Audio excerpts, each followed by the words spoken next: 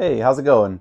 Thanks for stopping by my channel, Alien Meatballs. My name's Clarence, and this channel is all about board games with a really heavy focus on solo board gaming.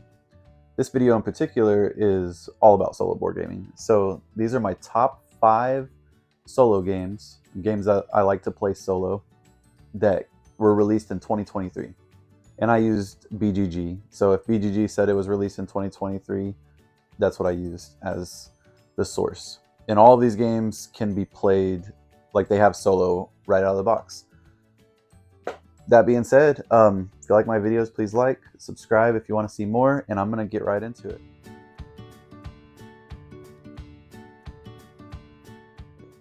Number 5 is Dawn of Ulos. I don't know if that's how you say it. Ulos? I think so. It's by Thunderworks Games, and it's in the role player universe.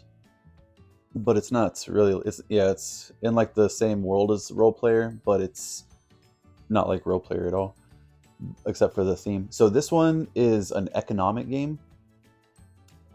It's really cool. It's not like it's very like it looks very thematic. I don't know how thematic it really is, but it's like very lively and colorful and fantasy characters like in the role player world.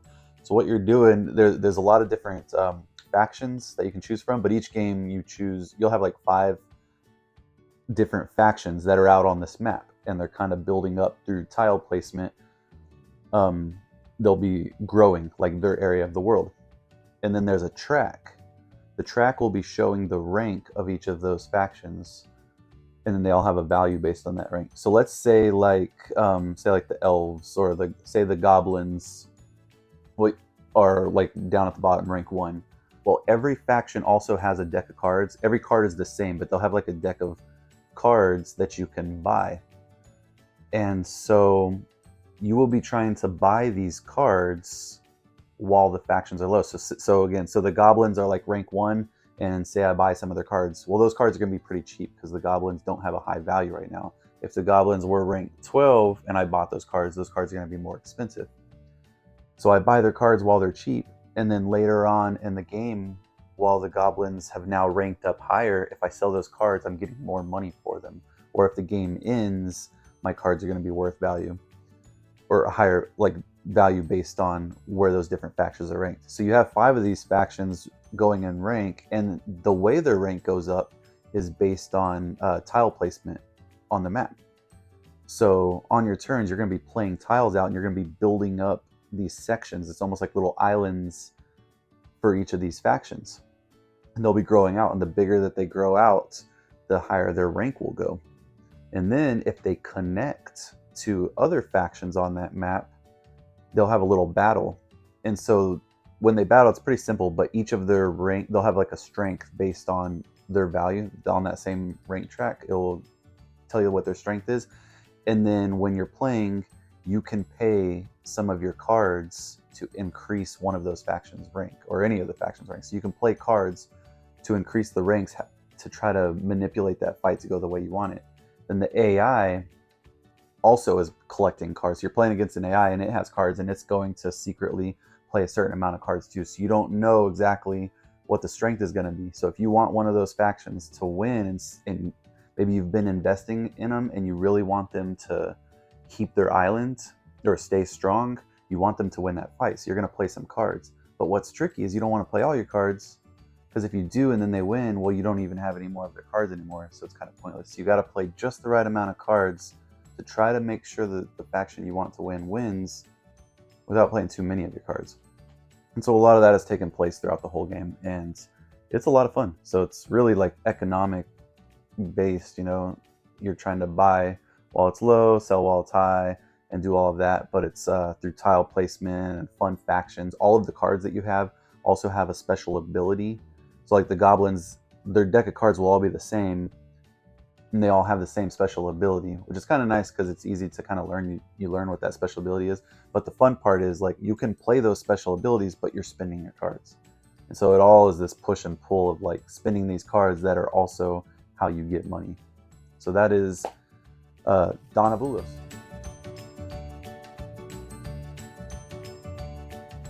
Okay, so my number 4 is Seas of Havoc by Rock Manor Games. This one is really cool. It's essentially like a pirate ship skirmish, like tactical skirmish kind of game. You're out on a little map, you got your ships, and you're sailing around, shooting at each other and trying to get points. And but what's cool is it's more than that. But there's two distinct phases. So the one phase is a worker placement phase. You have all these different islands and you have your little like worker boats and you'll send them out to the places to get resources like your cannons, your coins.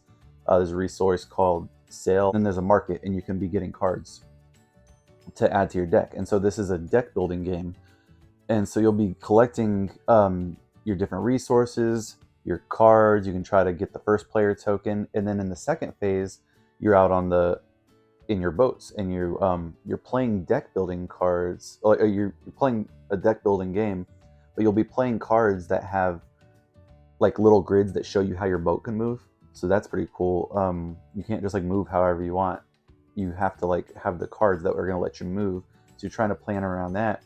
And then a lot of your cards will have a secondary move they can do if you have the sale resource to spend, or you can, or some of them will let you like shoot at a certain point if you have the cannons to spend. So you're gonna be playing your cards, trying to navigate your boats around and shoot these other people's boats. There's also like little sunken, like little loot places where you can go and try to get little extra bonuses through treasure that way. So this game is really cool. The combination of the worker placement and the deck building it's really fun. So a lot of times like skirmish games aren't maybe like I like the idea of them and I'll have a lot of fun playing them once, but they don't make me want to play them a whole bunch.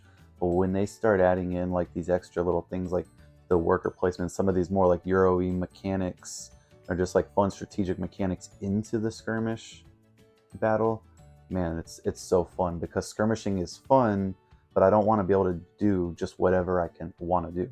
I want to be limited and have to strategize through these cards and worker placement spots and really fight to be able to move. I can't just go and shoot this boat. I have to actually play my cards right to go around this way and move, and they're moving too. And this is it's really good. Very fun game. And essentially what you're doing is trying to get the most points, but it's done very well. So that's my number 4, Seas of Havoc by Rock Manor Games. Hey, okay, so number 3 is Distilled. And I'll pause real quick. So if you notice, my clothes changed and the lighting probably changed. I had recorded all of these. I had to run my shop at night. And when I came back home, I was going to edit it. And then randomly, I think, or maybe my microphone got bumped or something, but there was like this weird staticky sound that took over all of the volume. So I had to redo this, but I didn't have time to finish it that night. So here we are. Distilled. It's by Paverson Games or Paverson Games. I think it's Paverson, but I really have no idea. This game is a really fun game about making alcohol. I'm not exactly sure what kind of game it is. Like, it's not deck building. I'll describe it to you and tell you how it plays, and then maybe you can tell me what it would classify as. So you have cards. You're gonna have it's basically a card game. You're gonna have a bunch of cards, and all of your cards are different ingredients. And then you have this like little recipe chart, and your recipes are different kinds of alcohol you'll be trying to make. So like moonshine, vodka, and there's a bunch of other ones. And then so you have a market phase. You can buy different ingredients, try to buy all the stuff that you might need. And then in the distilled phase, what you're gonna do is you're gonna take all of your cards that you want to try to mix together, all your ingredients, to try to make one of these recipes. You mix all your cards. You don't have to use them all. You have like a little warehouse. You can keep different cards in there. Take the ones you want, mix them up, shuffle them up blindly, not looking. So shuffle, and then after you shuffle them, you have to remove the top card and the bottom card and put them back in your warehouse. And those are not going to be part of this drink. Then you flip it over and see what you have left. So what's really cool about this mechanic right there is that, let's say I'm trying to mix an alcohol that needs like 2 specific ingredients. If I only put 2 of those ingredients into this deck and then one of those gets pulled out, well, now I don't have everything I need to mix that drink. So it's cool. Like I don't know how to mix drinks or make alcohol in real life, but it feels like that's probably thematic. So I don't know. Maybe someone knows that too. Maybe someone who makes alcohol. In my mind, I picture it being like as you're mixing different alcohols and like I don't know the term, but like cooking it, and heating it. Maybe things are evaporating. Maybe it doesn't always end up with everything you put in it, or doesn't. Recipes don't turn out exactly. The flavors change. Anyway, that's about as far as I go into my mind, and it feels when I'm playing, it feels thematic. Like I put these ingredients in, and then it doesn't come out exactly how you want. So if you want to be sure, maybe I put in an extra one of those ingredients. And then there's also these like different upgrades you can get in the market phase. And one of those upgrades I had in the last game I played was that you only had to remove like just the top card, not the bottom one. That was cool. I loved that that upgrade that I had. So it's really fun. So you mix up your alcohol, you flip all your ingredients over and see what you have left. And now I will say too, so like on your recipe board, you have to pay to like unlock different recipes, but you always have vodka and moonshine and you can always make either vodka or moonshine, no matter what you would lose. The way it's designed, and like you're always putting in like yeast, water, and getting some alcohol, you can always end up making either vodka or moonshine, but they're just not worth as much. So you're really trying to make the bigger ones because you're only playing so many rounds. And when you flip over your ingredients, all your ingredient cards are going to be worth either money or points or potentially nothing. But okay, so after the distill phase, you flip your cards, you have your ingredients. Now, some of these recipes have to age. You take a barrel card, put them in a barrel, pop it in like the cellar, and it has to age for like different rounds. Usually, typically, you only have to like age them for one round, I believe. But the more rounds you age them, you keep on putting in these flavor cards, and they get more and more flavor, and those are get you more money or points, one or the other. And then some of your drinks or alcohol are ready right there. You do the distill phase, and then you put it in a bottle, which is a card, and you sell it. You get your points and your money right there, and it's done. It's really fun. Okay, and so then in the solo mode, you have these objective cards, and you have like a little grid of objective cards. It's like in a row of like 2, 3, 4, and then back to 3 and 2. Well, only some of them you can see. Some are face down, some are face up. By the end of the game, you have to have completed an objective on each row, and some of those objectives will have a point amount on them.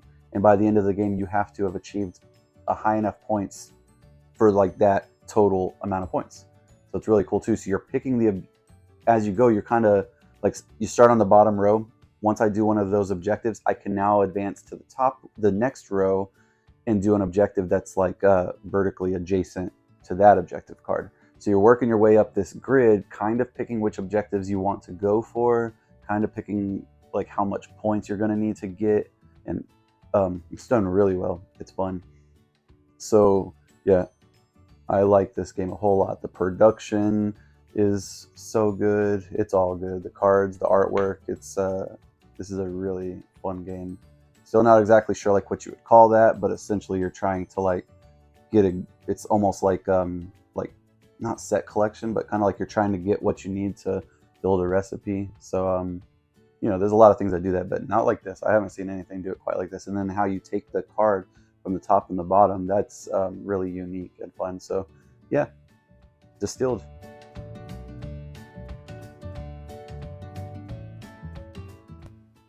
Okay, number 2. So this is The Witcher Old World by CD Projekt Red and Go On Board.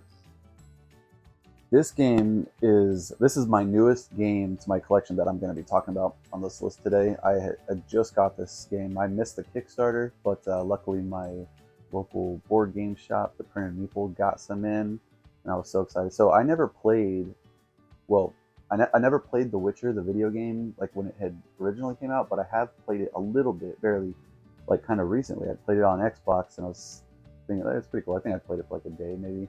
And it was cool, but while I was playing, I just kept thinking, like, man, I want to play this like in a board game. It'd be such a cool world for in a board game. So anyways, now I got it, and it's really good.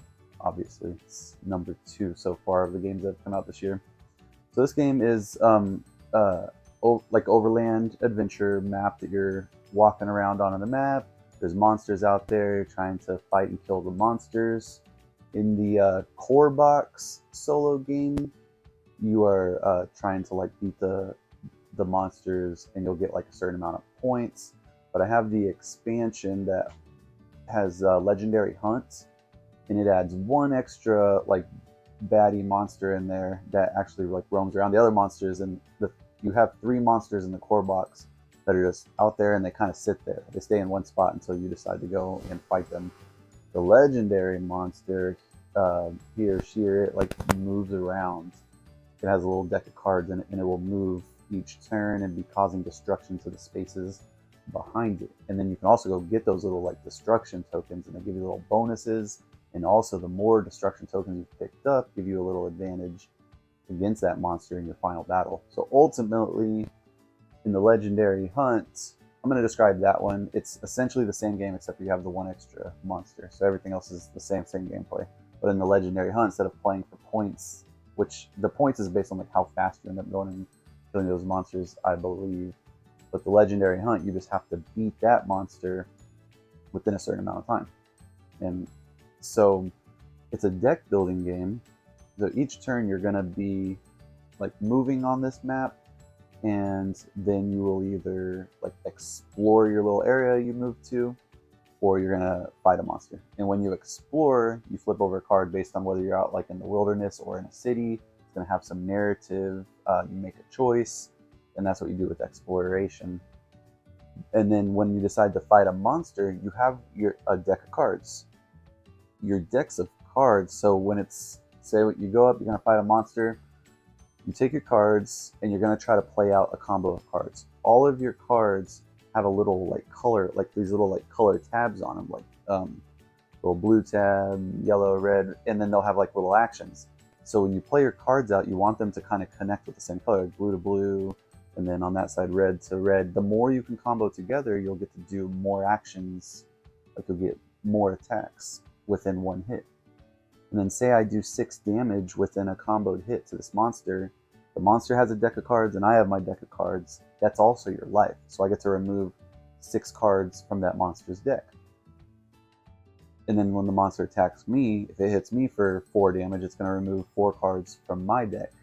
But you don't want to run. You can't run out of your deck of cards, or you'll die. You got to try to defeat the monster before you run out of your cards. So it's the comboing. It's really fun. It's fun. And then at the end of every round of the game, you have like a market phase. There'll be a few cards, and you have to get one of those cards. You're going to get one of those cards, add it to your deck, and so that's good because you're getting new cards to your deck, and it's making you basically stronger, be able to last longer in a fight. So then you'll go fight these monsters as you feel strong enough to do it, and eventually try to take down the legendary monster before the time is up. Which the legendary monster has their own little like movement deck that is telling you, you flip it over, it tells you what direction they're gonna move, and if that deck runs out before you've defeated them, you lose. But yeah, this world is really cool.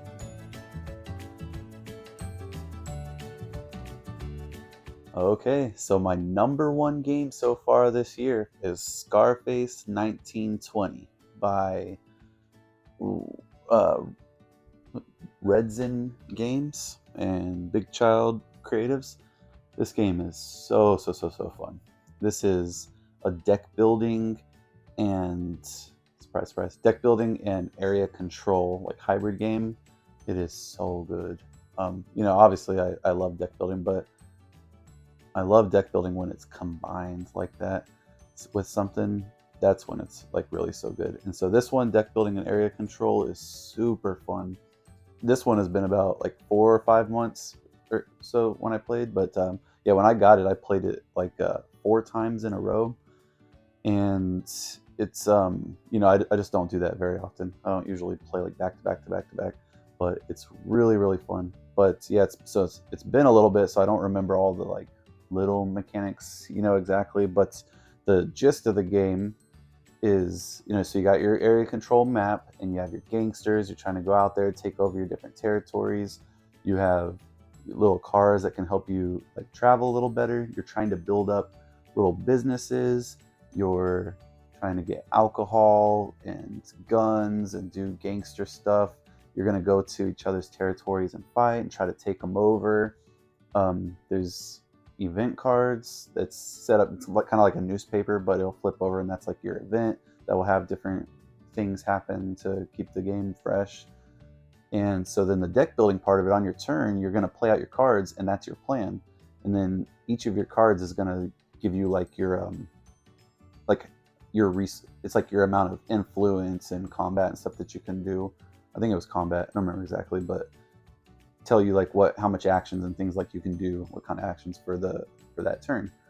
And then there's also, each card will have like a little bonus on the bottom, and you can do it as long as you played another card that matches that symbol on there. So you're puzzling through and trying to play cards, not only for what they're going to give you, but also to try to make it to where you can do these little bonuses.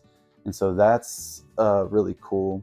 And then the solo mode is really good too. So each of your different gangs, you can play against them, and you flip them over and they have their little AI mode. And it's done really well. They have like their own little deck of cards that you'll flip over, and it's like a very minor little like flow chart. I don't even really want to say flow chart because I know that will scare people. It's not heavy at all. Just kind of like a little list of things that you'll try to do on these cards, and the way they mix is really cool. And they'll kind of, if I remember correctly, you'll be kind of like adding in different cards and they get stronger. So it's a cool way of like the AI getting stronger as you go in a game like this.